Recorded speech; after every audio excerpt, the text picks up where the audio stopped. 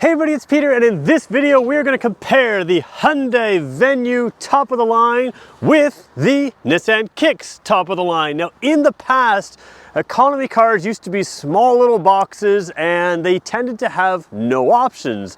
Although that's changing. What they're doing with a lot of economy cars now is they're changing them from small little economy boxes to small little economy crossovers or SUVs of sorts. These are front wheel drive models, so they're still the same idea, but they've grown up in height, which gives you more space, which makes them more usable, which means that the front and rear seats can fit someone like me, although we will show you how tight that can be.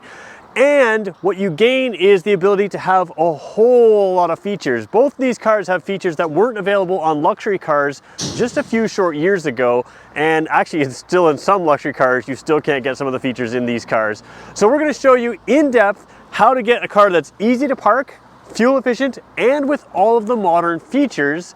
And we're going to talk about the differences between these two models. Now really quickly, if you have questions about either of these two models, I'm filming here at Jim Gilbert's Wheels and Deals in Fredericton, New Brunswick. This is an amazing place. It's known as Canada's huggable car dealer. I don't know if that's in your shot or not, but it's right there up there in the building.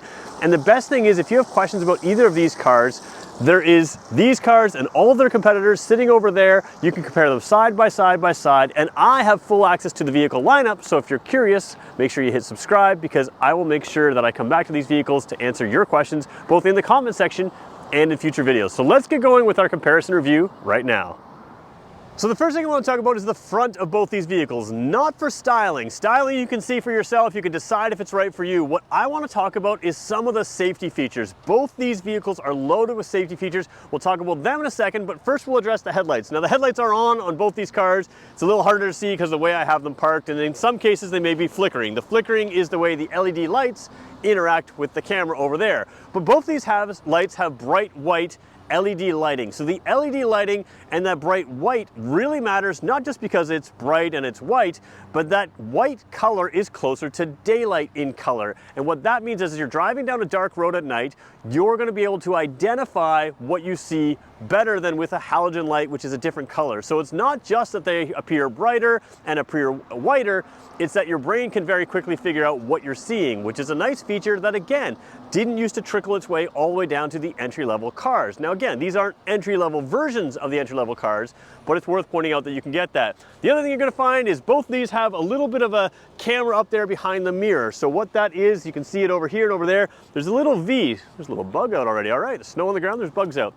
There's a little V in that section, and that has a forward-facing camera. Both of these vehicles have a number of things that camera can do, including the ability to see lane markers and make decisions about that. We'll talk about that more on the way inside. But they also both have the ability to see traffic in front of you and are capable of stopping the vehicle to avoid a collision. Now, one thing I always say is, do not test this feature. That is not something that will always work. If the vehicle decides that you're in control, it will let you continue to drive. But if it thinks you're not in control, the vehicles are capable of braking to avoid a collision. And in addition to that, they're also capable of slowing you down before a collision, which can minimize a collision. Both of those are important things, because we used to think of small cars as maybe not as safe. But if you can avoid the collision or minimize the collision, both these cars have some of that ability. So looking forward, there's a lot, but let's go look at the back side now, because both these cars have pretty cool trunks and some stuff in the back that I should show you about as well. We're going to go trunk, rear seat, and then we're going to go front seat on both these cars to compare them. All right, I'm going to be doing a little bit of freehanding work with the camera here, because I want to kind of show you in one shot, one to the other. So we can talk about lighting differences. Again, that's more of a styling difference. Each of these cars, depending on the trim level, is going to have more fancy or less fancy lights, but that doesn't matter. We're looking at practicality today. So practicality in here on the Venue. First thing you should know is, yes, these are smaller cars. So you're going to have a little bit smaller trunk, but the hatchback design allows for a 60-40 split when those seats fold down. So on those rare occasions you need to take extra things, larger things, you can do that. And compared to a sedan, you can actually fit large boxes in here. So huge advantage there with that SUV-like styling. Now, one thing you're going to see on the Venue here, we're going to go wide angle for a second so it skews it a little bit, but you can see that there is a lowered floor here. Now it's, you know, about It's probably 4 or 5 inches down there. You can pull that panel up and stick it on these top rails here, and what that would do is give you a relatively flat floor from here, so you don't have to lift things out of the trunk. But I did lower it down to give you extra space here in the Venue, and the reason I did that is because the Kicks actually has a very large trunk as well for the type of vehicle it is. Taking a look at this, again, we're still wide angle, so it's gonna look smaller on camera. I can tell you right now, this is deeper than in and larger than in the other vehicle. Underneath you have a spare tire in both these vehicles. This one does not have the raising floor, so you're always going to be pulling things off the lip there, but you still have a 60-40 split. We'll just try to show you the regular size there. Again, this one is a little bit larger. It's worth noting if you need a little bit bigger trunk, the Kicks is there. One thing worth noting as well, if you have grocery bags, you don't want them floating around there, you do have a little hook right there and a little hook right there that you can put the grocery bags on. So, you know, if you've got a bag of apples or oranges or something like that, they won't be rolling around your trunk. Worth noting as well, 1, 2, 3 child latch anchors, so you can fit children in these cars safely and legally. And again, the same thing over there with the 1, 2, 3 anchors. Both of these vehicles do have the cargo covers. Those can be taken out, and then of course if you fold the seats down, you have the full advantage of a big square opening there and a big square opening there. Let's check out the rear seats now. All right, before we jump in the rear seats where we can see that there are large doors to get in there, we'll do that in a second. I just want to continue on the cargo section for a bit because small cars never used to have cross rails built into the vehicle. So if you've ever mounted aftermarket cross rails, you have to make sure you mount them exactly perfectly to make sure that whatever's on your roof doesn't take off in the wind. Having these factory mounted bars mounted to both these vehicles give you economy cars that allow you to take, you know, mountain bikes up top. You don't have to put a hitch rack on or something like that. So you can take, you know, your canoe, your kayak, your ski boxes, extra luggage boxes as well. So if you need a little extra space for that one vacation a year, if that's the only reason you're not buying these cars is because they're a little small for that one vacation a year, remember you have roof racks, remember you can stick extra luggage up there, and that's something worth remembering. All right, let's do the back seat test. Now, I've been in a bunch of Hyundai vehicles. I have never sat in the back seat of the Kicks. So we're gonna start with the Hyundai because I know what to expect here, and we'll just take a quick look over here. Not a whole lot going on here. Hyundai does sort of basic back seats sometimes. You've got a pocket over there. You've got no vents or USB ports on this model here and no pocket there. So we're gonna jump in 1 second, but let's just stay on the same shot coming over to this vehicle here. Kicks has a nice big door. You do have a little bit of a difference here. USB ports in there, and other than that, pocket on the one side, not a pocket on the other side. Now again, ignore the passenger seat. I haven't adjusted the passenger seat, but both driver seats have been adjusted for me. So we're gonna hop in to these vehicles now with the driver's seat adjusted to where it needs to be, and we'll show you what they look like. All right, so sitting in here in the Hyundai Venue, you've got pretty good headroom. I'm about 6 feet tall, and headroom really isn't an issue for these types of vehicles. They're squared off for a reason, and you can see there's a little bit of a bump up in the roof right there. I don't know if you can see on camera, but hopefully you can see it with my hand drawing there. So in the Venue, pretty good stuff. Now you do have a few economy car type things. So despite the fact that these have top features, you still have a thinner roof panel than you would have in a pure luxury car, but for most people that's not going to make any difference. Here is where things make a difference. Let's scroll down for a second. What you can see here is an advantage of these car designs is they can have tall seats, which means at my 6-foot frame I can put my knees basically straight down instead of squished out, and that means I don't need as much leg room. And you can see that I am on the seat right here, and I have just enough leg room for a 6-footer sitting behind a 6-footer. That used to be impossible in cars of this length, but here we are. So this is very good here in the Venue. Let's jump over to the Kicks and see that for a comparison.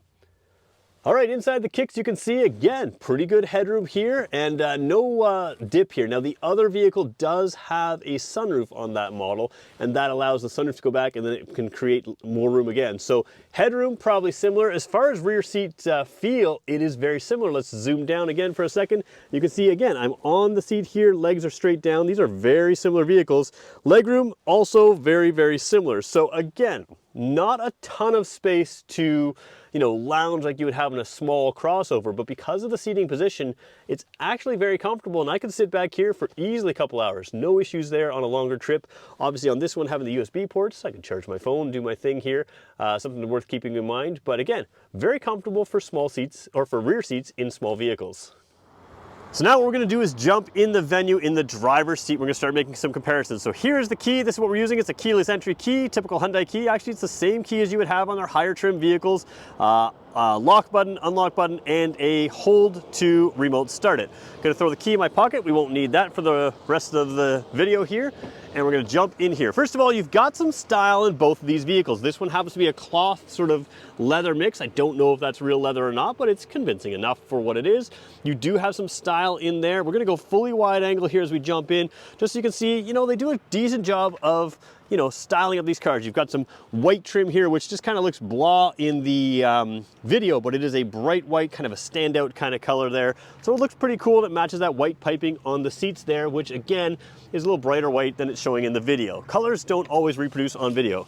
Let's jump in here. This particular car's got about 5,000 kilometers on it, so it's basically brand new. We're gonna start the engine up. And you can see it's doing this little system check. We're wide angle here. Let's zoom right in. So what you have here is a decent, but a little bit of a basic display here. You're going to see that the Nissan steps it up a little bit. One thing I haven't checked is on the Nissan, if the Nissan has wireless Android Auto and wireless Apple CarPlay. That is something you do have here in the Hyundai. So slight advantage here, I think, on the Hyundai here. I can say right now that the screen here is a little bit clearer in the Hyundai, but I do want to show you the backup camera to start. So backup camera, very clear, but just a backup camera. Remember this, because as we go to Nissan, you're gonna see a few extra things that, you know, in the camera system in particular that actually really impressed me. So, coming down here, we'll scroll down a little further here. This is your automatic climate control. So it's a single zone automatic climate control. Set it and forget it. If you want it to be 20.5 degrees Celsius in here, whether it's hot or cold, this car is gonna work to get you to 20.5 degrees Celsius. Down there, you have USB-A ports now. So USB-C ports are gonna show up in some cars. We'll see if they show up in the Kicks, but USB-A ports down there and a 12-volt port in the center. Down here, both of these vehicles have CVT transmissions. Hyundai calls there's an IVT. It is what it is. And down here, what I really like, you've got your rump roasters here, and you have your your steering wheel heater. Now the rump roasters on this particular car will turn off with the car. On the Nissan, they will stay on. So if you get in and out of your car, you don't have to always turn on the rump roasters again like you would here. There's a drive and a traction button down here, and I just want to quickly show you what that does, because the Nissan doesn't have it, and if this matters to you, you may want to know. So we're going to zoom in really close here. Excuse my shaky camera work. I'm doing my best here. What we're going to do is tap that button, and you see we're in normal mode. We are now in, oops, I'm going the wrong way. There we go, normal, eco, and sport. So I'm working with my left hand here on the button. What these modes do in a Hyundai vehicle, and actually in most vehicles, is all they do is if you're driving normally, normal will probably work for you. If you want to drive a little bit more aggressively, the sport mode will put it in the higher revs. It's going to get a little worse fuel efficiency, but it's going to feel a little more peppy. And then the eco mode doesn't give you better fuel efficiency per se. What it does is it gives you the ability to, if you're driving efficiently, the car will set up to work with you. So shift points, because there are artificial shift points on this IVT transmission, those kinds of things, throttle response will all be set up to work with you on eco. Overall, let's just take a quick look at the steering wheel here. You have some cool things in this one. So just regular cruise control over here. There is a spot down here. Let's just zoom way in. That is what's called lane keeping assist in Hyundai and Kia world. Lane keeping assist is different than lane follow assist, but it does have some self-steering capabilities, allowing the vehicle to see the lane markers in front of you and help center itself in the lane over 60 kilometers an hour. So that makes a longer road trip a little bit safer, a little bit better, which is pretty good. And speaking of safety, like we talked about the forward collision avoidance system, you've also got things like blind spot detection over here. I can't really show it to you. Let's see if I can get it in the mirror there. There you go, top of the mirror. Oops, there we go, top of the mirror there. That will light up orange if someone's in your blind spot, and that also gives you what they call rear cross traffic alert, which can alert you if someone's crossing behind you. Let's just take a quick look at what I look like before we jump over to the Nissan. All right, so sitting in this car, you can see headroom is actually very good. This one does have a sunroof. It adds a little bit extra light in here. And the other trick that they do here is it's a dark interior from the belt line of the car on down, but it's a lighter interior on up. So dark interiors tend to feel more luxurious. That's what they throw in luxury cars. Lighter interiors tend to create more space, and they do that in smaller cars to give you a little bit the illusion of more space. So they're playing their games here to say, hey, this is a nice luxury car, and it's a nice spacious car as well, and that works really well. But headroom is very good. I can lower this seat more and create more headroom. I can also raise it up. So if you're short, you can raise this seat up and get comfortable. Overall, pretty comfortable seat. It's, you know, it's not you know, top of the line luxury, but it is very comfortable. It is very good. For me, it fits me just fine. And like I said, I can fit me behind me, which in a car this size matters. So very comfortable view. Let's go over to the Nissan now and check out some of the similar components on that car. All right, Nissan Kicks, a lot of you call it Nissan Kicks. I don't know what's right or what's wrong. I don't know if it matters too much, but let's show you the key fob first before we come in. There we go, same idea. Again, the unlock, the lock, and the remote start button. A little bit smaller key fob, fits really nicely in my pocket, which we're gonna throw it in right now because we won't need it as well. On the Hyundai, it had a black little button to get in. That's what you tap to get in. This one is painted, so I don't know if that's a step up or not. You also have leather or leather-like. I'm not sure which one, if it's leather, real leather or not, but you do have the contrasting stitching. Then you have the gray leather here with contrasting a little bit lighter gray in my mind. You do have some Bose audio in this system, and I will say right now, Bose audio is not the same in every Bose audio system, but it is a nice upgrade to have in this car. Hyundai stereo is fine. This is better. So we're gonna just sort of throw that out there right away. Let's jump into this car. We're gonna stay wide angle and we'll do the same thing here. Jumping in, start button is actually in a pretty good spot down here. It's next to your gear shift lever. So you just hit the start and throw it in gear and off you go. As we start it up, check out this dash here. Really nice display here. So again, you have to give the Nissan credit here for a little bit better display. It's capable of doing more. At the end of the day, when you're driving, it's basically the exact same thing. You have your information there in the center, and then on the outside there, you have your tachometer, but because it is a display screen, it's customizable a little bit more, and you've got some things going on. So jumping over, like nice information there going on. Jumping over to here, again, I wasn't sure if this was AM, FM, or sorry, if it's Android Auto and Apple CarPlay wirelessly, but it does, of course. I'm sure it has those. I figure it does. You know what? I haven't. It says phone here, it says connections. We'll have to plug a phone in and check. We'll have to double check that.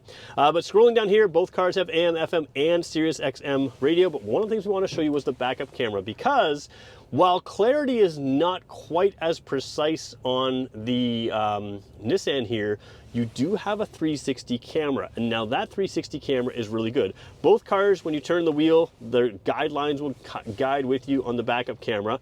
But this one with that 360 camera does give you a nice sort of view of what's around you, and you can sort of change the settings there. So if you're parallel parking, you can see that right side of the car there and see exactly where the curb should be lined up. You can kind of see there's the front of the car, and there's where you would want to line the curb up. So if you're looking for an easy to drive, easy to park car, this is absolutely one. I mean, both of these are both easy to drive and easy to park, but you really can't screw this up. And when I talk about some of those features that aren't available on luxury cars just a few years ago, there are still luxury cars that don't have a front-facing camera, that only have side cameras and that kind of thing. So well done here with the Nissan. The one thing I will point out as well is both cars have what's called rear cross traffic alert, which means they can alert you when you're walking or when you're driving in reverse if something's about to cross your path, whether it be a vehicle or a pedestrian. This one is capable of braking. It has little sonar sensors on the back of the car, so it will beep as well. So if you're looking here and looking around and whatever, and something's in your way, it has the potential to beep when things are in your path, but it also has the potential to brake on its own and warn you when things are crossing your path. So there's a whole bunch of safety features built into here that are quite nice. Cruise control here, let's talk about cruise control. The other car has cruise control. This one has a smart cruise control, which can keep its distance between you and the front. You cannot get this on a Venue. You can get it on the Nissan Kicks, which is nice to have as well. This one has a little bit of an awkward location for the heated steering wheel. Let's see, it's right in there. It does turn off with the car, but I can show you the heated seats. I have not touched them yet. Let's come down to here. The heated seats do turn on with the car. So we've got this one on low, this one's on high. So rump roasters, good job. Both of these have the automatic climate system, so you set the temperature and it'll bring you to where you need it as long as it's in the auto mode, which is perfectly fine. This one happens to have an electronic parking brake. I don't know that that matters to everyone, but it does have that. Instead of just the traditional parking brake in there as well. So a few more things in the Kicks to me from the safety perspective that maybe the Hyundai doesn't have, but we'll talk about which one might be best for you and what's missing from just the spec sheet. Let me just flip the camera around, show you what I look like in this, and then we'll wrap this video up as well. So sitting in the driver's seat here, those Bose audio speakers are right by my ears, which is kind of a cool thing to have. They're right there in the seat. And they do the same trick here. Dark from the belt line down. For the most part, there is some lighter color here, but dark from the belt line there. And then although this is dark on the pillar, the above is lighter, and that makes some sense. They're trying to create the illusion of space. Visibility is very good on both of these cars, so really no complaint there. Obviously the camera system helps a little bit on this trim line, but if you're comparing Kicks and Venue without that camera system, both have very good visibility. Same thing with seating. This driving position is very similar in both cars. You sit a little more upright. This one has a leather wheel. I don't remember if, yeah, the other one had a leather wheel because it was heated wheels. So yeah, both have leather wheels, just a little different texture on this leather wheel. Seating position is very similar. Equally comfortable probably in both, but one may suit you more than the other, and this style of vehicle may or may not suit you. Let's talk about what you should look for in this style of vehicle instead of just the spec sheet. Let's bring it beyond the spec sheet to help you decide which one's best for you. So let's talk about this class of vehicle to talk about, is it right for you? And then we'll help you decide which one's right for you between the two of these. First of all, the class of vehicle is still an economy car. If your primary goal is to have an economy car without the complications of something like a hybrid or something like that, you just want basic, simple transportation. If you do a lot of in-town driving, want something easy to park, but still fit at least 4 people, 5 in a pinch, quite comfortably or reasonably comfortably, these are both great cars for you. I like them compared to sedans because that shorter body does make it easier to park. It gives you more garage space if you need some extra garage space. They're not very wide, they're not very long. They have good visibility, and like I said, easy to park, easy to drive. Can you do super long road trips in these cars? Absolutely. Having the roof racks means you can take extra luggage. I think for most people, these cars are probably all the SUV you need. Now there are some things to keep in mind. These are still economy car based. They have smaller wheels and tires. Now that can mean cheaper to replace parts.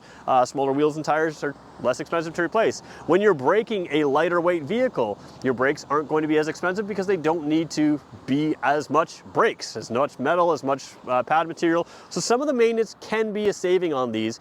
But the compromise with this class of vehicle is they still have limited suspension travel, smaller wheels can sometimes give a little different ride, and they have, like I said, the thin headliner material. You can still tell that they're economy cars compared to their current day higher trim level cars. There is a more feeling of luxury in those higher trim cars. Now, if you're coming from a vehicle that's 3 or 4 or 5 years old, you may find that this level of car is perfectly acceptable to you if you had a class above, because they've really stepped up that way. From a feature content is really where these stand out. It used to be that these small, lesser expensive cars would be cross-shopped with used cars, older used cars. And nowadays with some of these feature content, like I said, some of the used cars at any price range don't have some of the features that these ones now have. The ability to steer itself a little bit, the ability to brake and gas and that kind of thing a little bit on its own, on cruise control, that kind of thing. Some of the safety features for collision avoidance you now get in both of these cars, and that's very, very good.